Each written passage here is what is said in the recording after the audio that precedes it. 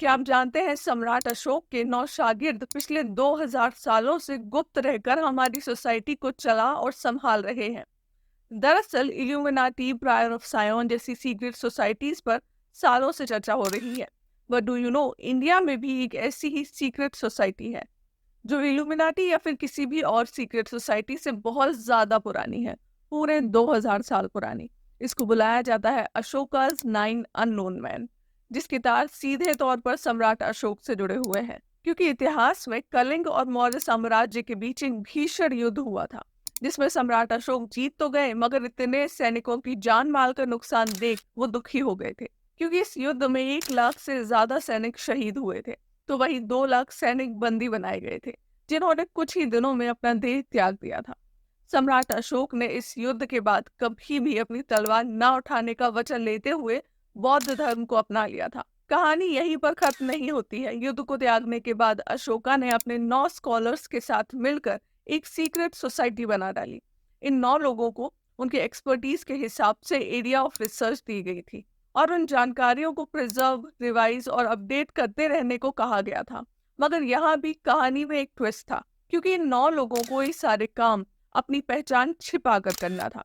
साथ ही उन्हें इंस्ट्रक्शन दिए गए थे कि अगर उनकी उम्र हो जाती है या फिर उनकी मौत करीब आ जाती है तो उनके बाद उनका सक्सेसर ये काम संभालेगा। इसके अलावा एक नियम जो काफी खास था वो ये था कि इस सोसाइटी में कभी भी ना तो 9 से ज्यादा लोग होंगे, ना ही 9 से कम। ये दुनिया के किसी भी कोने से चुने जा सकते थे। इस नियम को सुनने के बाद सभी का सवाल यही था कि सिर्फ 9 लोगों को ही क्यों सोसाइटी में जगह दी जाती है, जबकि अगर ज्यादा लोग होंगे तो रिसर्च और नॉलेज उतनी ही ज्यादा बढ़ेगी। रिसर्चर्स कहते हैं क्योंकि नंबर 9 का हिंदू सभ्यता में अनोखा स्थान है, जैसे नवग्रहों का होना, नवरात्रि में 9 देवी की पूजा होना इत्यादि। इसीलिए ही सोसाइटी में सिर्फ 9 लोगों को ही रखा गया। इन 9 स्कॉलर्स ने भी 9 फील्ड्स में ही काम किया, namely propaganda, physiology, microbiology, alchemy, communication, gravity, cosmology, light and sociology. इन स्कॉलर्स को अपनी स्टडीज हर हाल में बचा कर रखने का ऑर्डर दिया गया था, ताकि इसके कोई भी आइडियाज और नॉलेज किसी गलत हाथों में ना जा सके। साथ ही ऐसा भी माना जाता है कि जब भी देश पर कोई विपदा आती है तो ये सोसाइटी ही मदद करती है टू मेंटेन द बैलेंस। इस सीक्रेट सोसाइटी की भनक 1923 तक किसी को भी नहीं लगी थी। तभी एल्बर्ट मंडी नाम के एक राइटर ने एक किताब लिखी और उसका नाम रखा द 9 अननोन मैन। इस किताब में उन्होंने अशोक के 9 शागिर्दों का जिक्र किया था। वो कहते हैं कि उन्हें ये सारी जानकारी तब हुई जब वो ब्रिटिश आर्मी में थे।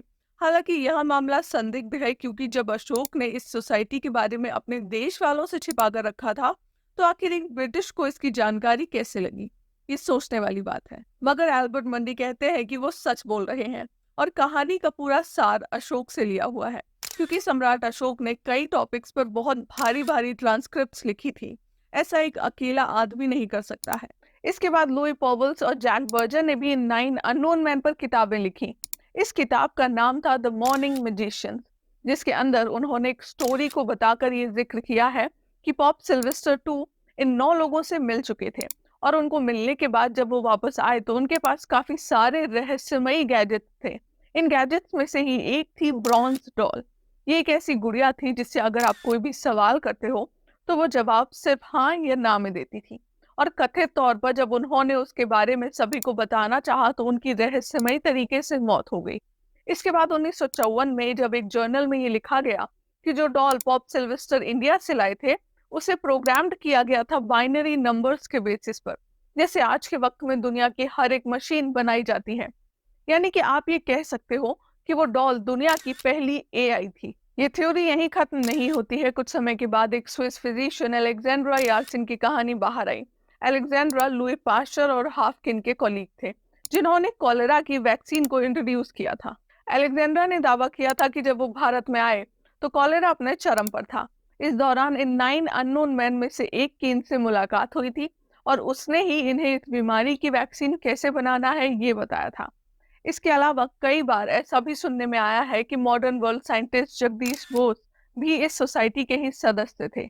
अब जो सवाल सबसे बड़े खड़े होते हैं वो ये हैं कि अगर ऐसी सोसाइटी भारत में है तो आखिर उन्होंने हमें कभी भी भुखमरी, ब्रिटिशर्स की गुलामी और ऐसे कई मुद्दों से क्यों नहीं बचाया? क्या सही में उन्हें सिर्फ एक टास्क दिया गया था कि उन्हें बस अपनी स्टडीज को बचाना है उसको पब्लिक के सामने नहीं आने देना है। एक अलग रिपोर्ट में ऐसा भी दावा किया जाता है कि Pope Sylvester two, doctor Vikram Sarabhai, doctor APJ Abdul Kalam, sir Isaac Newton और एल्बर्ट आइंस्टीन भी इस सोसाइटी का हिस्सा रह चुके हैं और इन्होंने सीक्रेट नॉलेजेस के कुछ हिस्से यूज किए दुनिया के एडवांसमेंट के लिए। और अगर आप ध्यान से देखोगे तो आप पाओगे कि ये सारे नाम उन लोगों के हैं जिन्होंने कोई ना कोई डिस्कवरी जरूर की है। नाउ इस कहानी में हकीकत कितनी है, फसाना कितना है, ये तो किसी को भी नहीं पता है और शायद ना कभी पता लग पाएगा। अगर आपको ये वीडियो इंटरेस्टिंग और अच्छी लगी हो तो लाइक और शेयर करना ना भूलें। साथ ही ऐसी और फ्यूचर वीडियोस के लिए आप मुझे तुरंत फॉलो भी कर लें। जल्द ही फिर मुलाकात होगी एक नई वीडियो में, तब तक के लिए नमस्कार।